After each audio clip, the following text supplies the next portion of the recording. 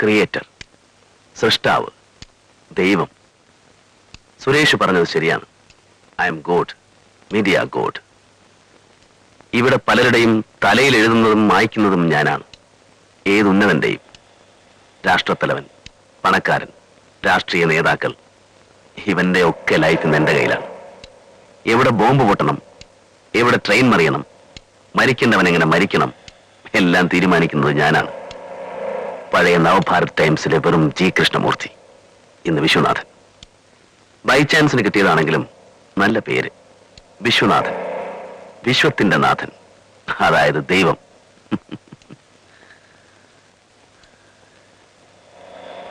എന്താ നിന്ന് കളഞ്ഞത്?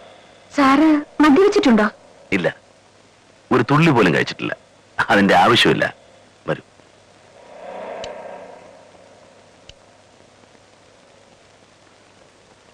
എന്റെ ഇപ്പോഴത്തെ മൂഡ് മര്യാദയ്ക്ക് മനസ്സിലാകാത്തത് കൊണ്ടാണ്. ഞാൻ സുന്ദരമായ ഒരു സ്വപ്നത്തിന്റെ ഇൻടോക്സിക്കേഷനിലാണ്. ഞാൻ ഇന്നലെ ഒരു സ്വപ്നം കണ്ടു. പത്രലോകം മുഴുവൻ ഞാൻ കീഴടക്കി. ഞാനത് എങ്ങനെയാ മര്യാദയ്ക്ക് വിവരിച്ചു തരേണ്ടത്? സാർ അതിര് കടക്കുന്നു. ആ പാവൻ രാജാവിനെ കൊല്ലേണ്ടിയിരുന്നില്ല. സമയം വൈകി, മര്യാദയ്ക്ക് പോകാം.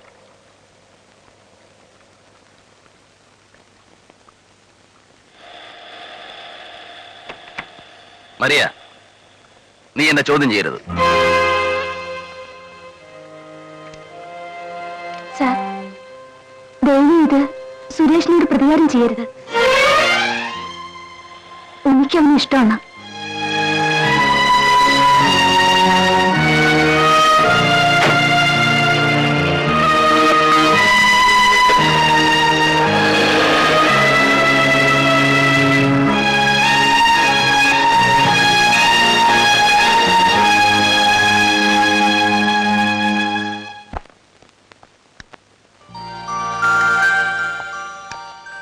ജിക്ക് ആളൊരു ഭയങ്കരനാണല്ലോ.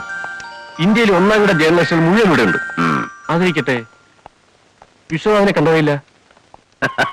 അത് കയ്യിലിരിക്കട്ടെ, അതെന്റെ പത്രത്തിന്റെ ഒരു ട്രേഡ് സീക്രട്ടാണ്. ആ മരിയ, മരിയ അറിയില്ലേ? നമ്മുടെ മരിയ. വന്ന തിരക്കിനിടയിൽ അവിടെയും കണ്ടില്ല. ഞാൻ കണ്ടു. കമ.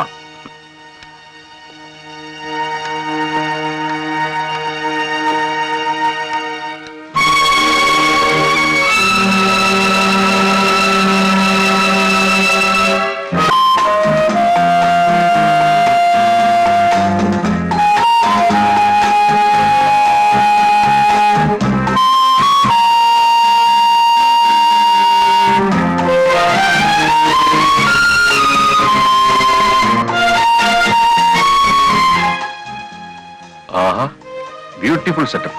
ഞങ്ങളുടെ ഓഫ്സെറ്റ് പ്രസ് ആണ്. എല്ലാം ലേറ്റസ്റ്റ് മെഷീൻ ആണല്ലേ? പുതിയ സ്വിറ്റ്സർലൻഡിന്റെ വെബ് വിഭാഗ് ഓഫ്സെറ്റ് ആണ്. മണിക്കൂറിൽ 60,000 കോപ്പി.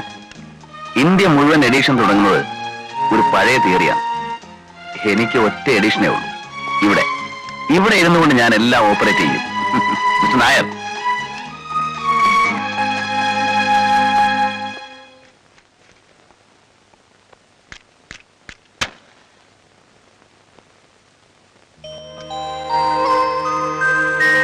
എന്താ ഇത്? ഒരു പ്ലസന്റ് സർപ്രൈസ്, കൂടെ ഒരു റിക്വസ്റ്റും. ഞങ്ങളുടെ ഈ പുതിയ പ്രസ് ശങ്കറും പണിക്കരിയേട്ടനും ചേർന്ന് ഉദ്ഘാടനം ചെയ്യണം.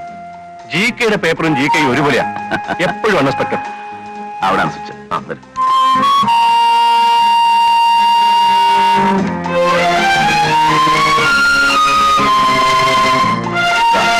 ആ കാണുന്നതാണ് സ്വിച്ച്. ഇന്ന് പത്രം അടിക്കുന്നുണ്ടോ? നോ, ഇത് വെറും ഔപചാരികമായ ഉദ്ഘാടനം. അത് ശരി.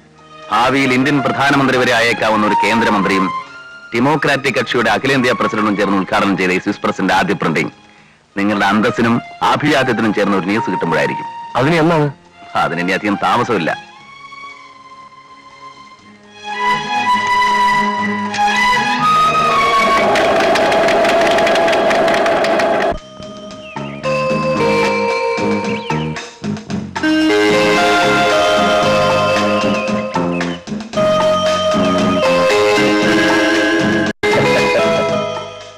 ഇനി നമ്മൾ ആ കാര്യങ്ങളൊന്നും പേടിക്കണ്ട. ജി കെ അല്ലേ നമ്മുടെ കയ്യിലുള്ളത്. എല്ലാം വഴിപോലെ നടക്കും. ഞാൻ പോട്ടെ. അവരെന്ത് ഓർക്കും? ഇനി ഏറിയാൽ അരമണിക്കൂറൂടെ. സുരേഷ്, ബോറടിക്കുന്നുണ്ടല്ലേ? ഇല്ല. ചേച്ചി ഒന്നിങ്ങി വന്നേ, ഇപ്പൊ വരാം. ഒരുപാട് തെറ്റുകൾ ഞങ്ങൾ ജി കെയോട് ചെയ്തിട്ടുണ്ട്. ഒരുപാട് തെറ്റുകൾ. ഞങ്ങളോട് ക്ഷമിക്കണം പ്ലീസ് ജി കെ. എന്താ ഇത് പണിക്കരേട്ടാ? ആരെങ്കിലും കാണും? ഇവിടെ ഇപ്പൊ ആരുമില്ല, നമ്മൾ മാത്രം. ചെയ്ത തെറ്റുകൾക്കെല്ലാം പരിഹാരം ചെയ്യാൻ ഞങ്ങൾ തീരുമാനിച്ചിരിക്കുകയാണ്. പണിക്കരേട്ടാ പറയേ. ജി കെ ഇനിയും വളരണം. ഞങ്ങൾ സഹായിക്കും. നോ, നമുക്ക് വളരണമെന്ന് പറയൂ. ഞാൻ നിങ്ങളെയും സഹായിക്കും.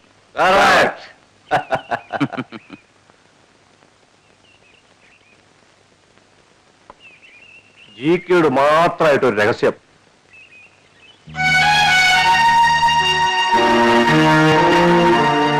പറയണു.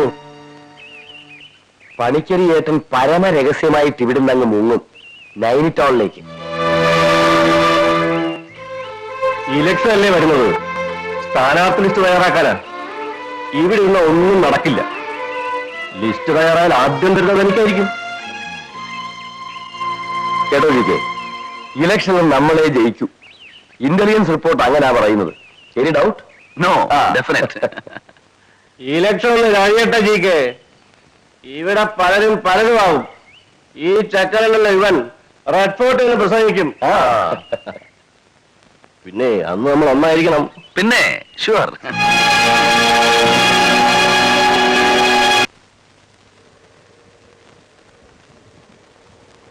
തൊട്ടേനും പിടിച്ചതിനൊക്കെ ചേട്ടനെ സംശയിക്കാന്ന് പറഞ്ഞ അപ്പൊ ഞാനൊരു ഫൂൾ അല്ലേ? എന്നല്ല, ജേർണലിസത്തിനെ കുറിച്ച് നിങ്ങൾക്ക് എന്തറിയാം? എനിക്കെന്തറിയാം? ഒരു പോസ്റ്റ് ഗ്രാജുവേറ്റ് ഡിഗ്രി, 2 വർഷം UNL സർവീസ്. തീർന്നല്ല ജേർണലിസം? തീർന്നെന്ന് ധരിക്കുന്നതാ കുഴപ്പം. നമുക്കൊന്നും അറിഞ്ഞൂടാ സുരേഷ്. ടൂറിൽ വേണ്ട, അവനവന്റെ കാര്യം പറഞ്ഞാൽ മതി. അവിടെ നടക്കുന്നവർക്ക് മനസ്സിലാക്കാൻ 6th സെൻസ് ഒന്നും വേണ്ട, കോമൺ സെൻസ് മതി. ജി കെയുടെ വിരൽത്തുമ്പിലും നാവിലും നോട്ടത്തിൽ പോലും മരണമാണ് കത്തിക്കളിക്കുന്നത്. ശത്രുക്കൾ ഓരോരുത്തരെയും മരിക്കുന്നു. ഓരോ മരണത്തിനും സർക്കുലേഷൻ ഓരോ ലക്ഷം വീതം എക്സ്ട്രാ. ആദ്യം അഗർവാൾ, നീ കണ്ടോ, പണിക്കർ 9 ടൗണിൽ തിരിച്ചു വരാൻ പോകുന്നില്ല. ഒരാഴ്ചത്തെ ലീവ് എടുത്ത് ഞാൻ 9 ടൗണിലേക്ക് പോകുന്നു രഹസ്യമായി. ന്യൂഡൽഹി ഡയറി ആകെ പിശാചി ബാധിച്ചിരിക്കുകയാണ്. ആ പിശാചിനെ എനിക്കവിടെ കാണാൻ കഴിഞ്ഞേക്കും.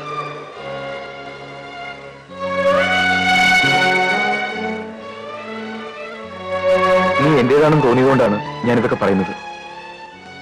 നീ എന്നെ ചതിക്കില്ലെന്നറിയാം.